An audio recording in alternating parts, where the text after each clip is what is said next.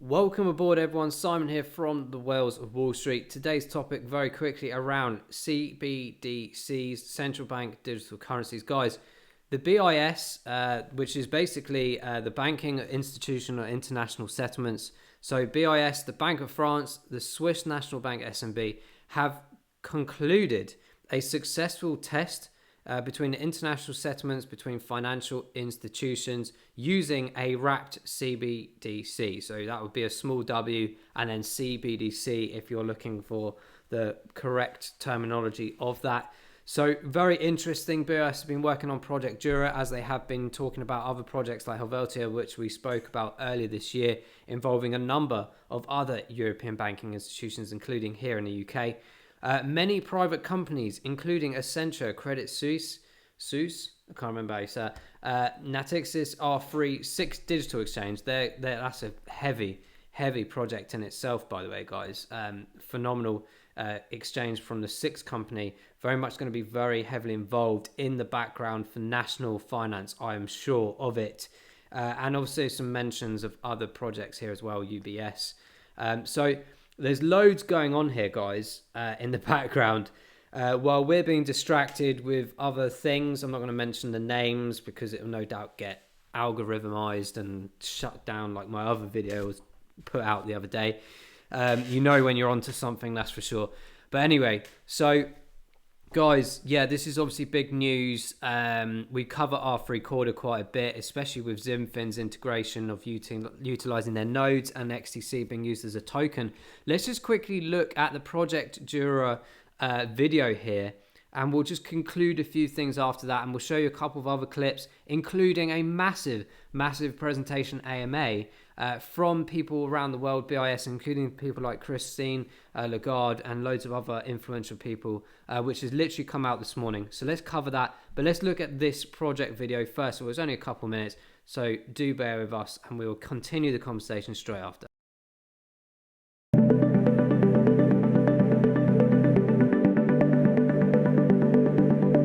Better cross-border settlement arrangements are needed to support the global financial system. Project Jura investigated whether distributed ledger technology can help make settlements simpler, cheaper and faster using wholesale central bank digital currencies, or wholesale CBDCs. It tested the cross-border settlement of a tokenized financial instrument and the settlement of foreign exchange transactions between French and Swiss financial institutions. In today's financial system, settling these transactions involves numerous intermediaries and different payment and settlement systems. Project Jura explores a more efficient and secure way to settle such transactions in central bank money with the help of new technology. The tokens circulate on the SDX test platform, to which the commercial banks have access. 3 subnetworks are deployed, one for each wholesale CBDC and one for the tokenized commercial paper. Each subnetwork contains a unique issuer and notary node, which gives the central banks control over their wholesale CBDC. With this setup, the 3 commercial banks involved can now transfer wholesale CBDCs and the tokenized commercial paper in SDX instantaneously and atomically, both for delivery versus payment and payment versus payment transactions. What do we learn from Project Jura? The project shows a new way to settle tokenized financial instruments and foreign exchange across borders, which works under realistic conditions. By issuing wholesale CBDC to eligible resident and non-resident financial institutions, the safety of central bank money is extended to cross-border settlements. And novel technology gives the central banks independent control over their respective wholesale CBDC issued on a single platform.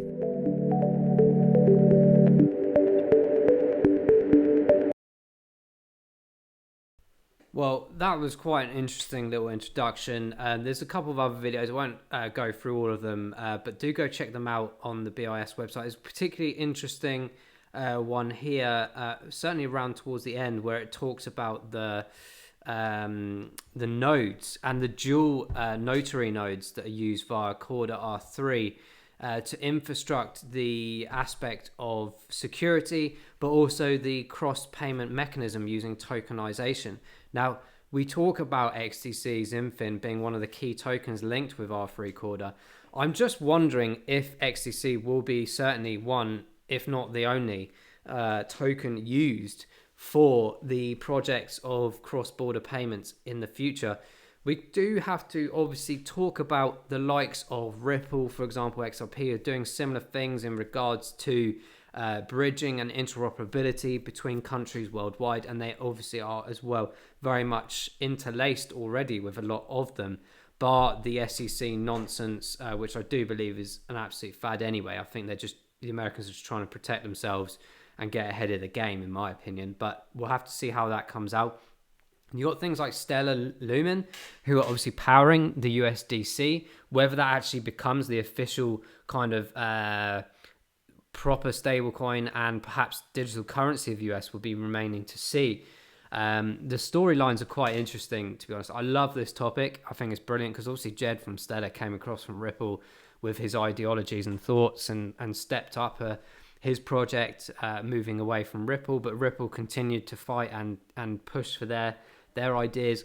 Zinfin's come out as well the last few years with loads of interoperable aspects, both boasting a private and public ledger system or blockchain system, so it can accommodate a multitude of projects and ideas. But I think this is fascinating, guys. I think it's absolutely fascinating. R3 Corda, as we mentioned, constantly improving their node aspects and blockchain technology, improving the transactions per second, improving the scalability. And we're not just talking about loads of other projects out there that use scalability technology and things on the smaller scale. We're talking about high level, finance level. I'm talking about institutional level to the point of central banks and reserve bank and reserve currencies, guys. Obviously all these scalability projects that are out there, to name a few, like Harmony and all these guys, these are obviously as well helping smaller companies. They, I'm sure, will have some integration in some top level stuff as well. But there are major projects already interlaced from a top world level. Okay, you have to understand the narratives here of who the BIS are.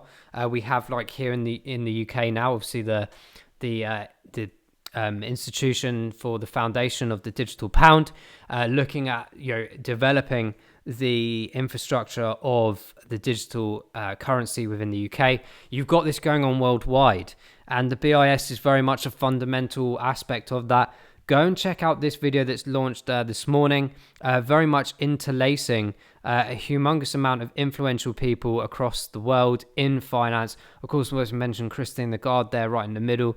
We have the conversations going on with the chairman or the general manager of BIS as well, Augustine Carstens. I believe is French, if I remember correctly.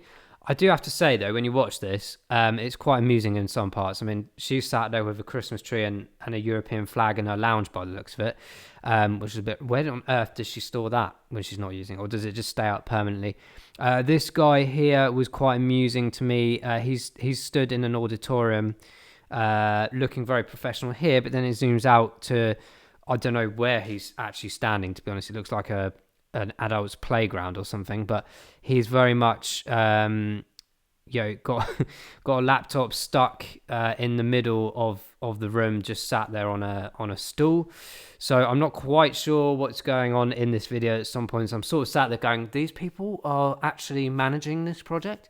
But hey ho, there's a big AMA towards the middle. Some interesting questions were asked. I'm about halfway through this video. I'll probably try and conclude it for another video in a few days' time. But I think the important factor here is you've got some influential people on the financial aspect here about the Eurosystem Center setting the stage, guys, for the next transition in financial history. It's not going away. It's coming. So all those people out there that believe that CBDCs or digital currency is fake and a scam will try and divert your friends and pals and family that don't believe to things like this, where the conversations are happening. You only have to go past the smoke screens, past the distractions that we have been thrown at us for the last couple of years, including the ones that are about to come as well, and see what's going on. Cashless society. The banks are closing down left, right, and center physically. They're all on smartphones. It will be play to earn. It will be activity to earn. We'll be on a completely new economic tokenomics world system. I'm telling you now. And you only also have to think about the narratives of fast forwarding as well. How can we not talk about this happening in 5-10 years time? How can we integrate this possibly next year? In my mind, I'm so adamant that the SEC lawsuit with Ripple and the CBDC transitions and the public conversations will happen more and more in 2022. I'm adamant about it, just from the narrative that's been spun across the world on a multitude of different topics, and the speed at which all of this is happening. We're now in the full testnet application aspect of wrapped CBDCs. That's not going to take long to come into fruition. Then it's about rollout, how they do this successfully, how they get a narrative around to the people that this is the way forward. And guys, from an investor's perspective, keep involved in all the top projects. I'm not talking about meme coins and stuff here. I'm talking about fundamental projects that are actually going to be backing these kind of systems, as well as the mid-level ones as well, of course, and the ones that we talk about all the time, like Veracity, all these great projects at the lower levels, if you like, infrastructure of different categories and industries around the world. But it's clear there are going to be some top projects out there that go under the radar because we're too distracted by other ones. Maybe look at the UK Digital Pound Foundation. We've got like Quant, Electronium, Ripple obviously spoken about there in good fruition as well, and Avalanche, all these crazy projects that, Avalanche is probably one of the ones of that list, and Ripple as well being talked about the most, but there's a load behind in the background that just don't get the time of day. And that's kind of good from me from a perspective of that, being able to buy them in such low price points. But guys, do just think about what's going on in the world. Go and check out this video. I'll leave a link to this one in particular for you guys to watch. I'm not just going to play a load of videos in my video. It's kind of pointless. And I'm sure you guys won't appreciate that much either. So I will indeed share this link in the description when I upload the video. But I just wanted to conclude a few topics here, and one last thing as well, the mention of Accenture here, which is very interesting. So Accenture have a multitude of different projects going on, but one in particular around blockchain and establishing trusted identity. So, and again, about narratives and thought process, my mind is dot connecting and thinking loud here. Obviously in my opinion, and you can make your own, that's what the world should be about.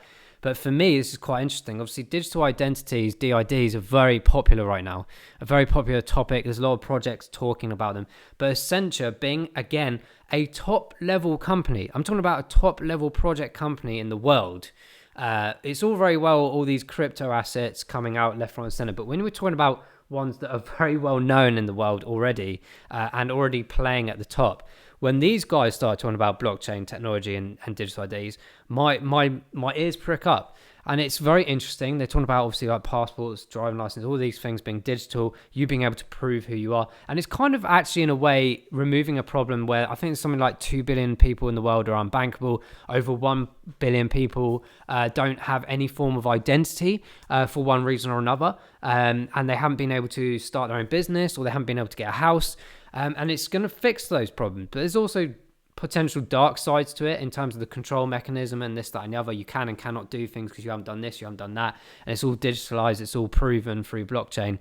But it's very interesting in the UK here. We've got, obviously, because of lockdowns and stuff, they keep using the pandemic as an excuse. And I don't know why, because everyone's working from home and it should be the same amount of people. But anyway, driving licenses, for example, 4 to 6 month wait of registrations and replacements. Passports pretty much the same, up to 9 months. And it's like, interesting, because you have the conversation in the back about digital or digitalization of everything, and people are like, I don't really want to do that. I prefer the physical. But as time goes on, people accept things, okay? They start going, do you know what? I can't be bothered. Just do it.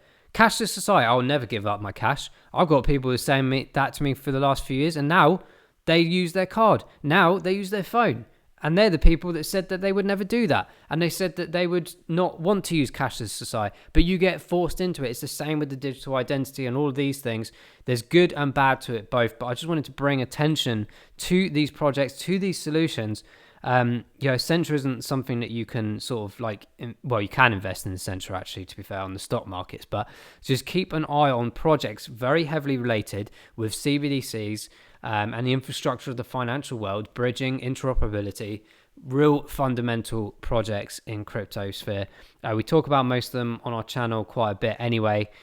We do believe in the triple X aspect of our Zimfin's XDC, Ripple XRP, Stellar Lumens XLM. I think they're going to be massive players in this space. You've got the likes of Quant, you've got the likes of Electroneum, Avalanche we just mentioned as well.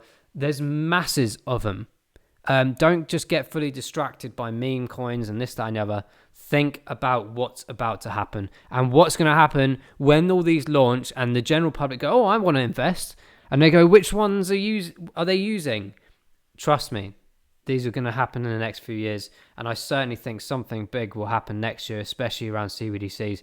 Guys, I'm going to leave this topic here. Hope you found it interesting. Like I said, I'll leave some links in the description. Go check them out. Keep thinking positively. Keep thinking about fundamental investments. Thanks for watching, guys. We'll see you in the next topic video. Bye-bye.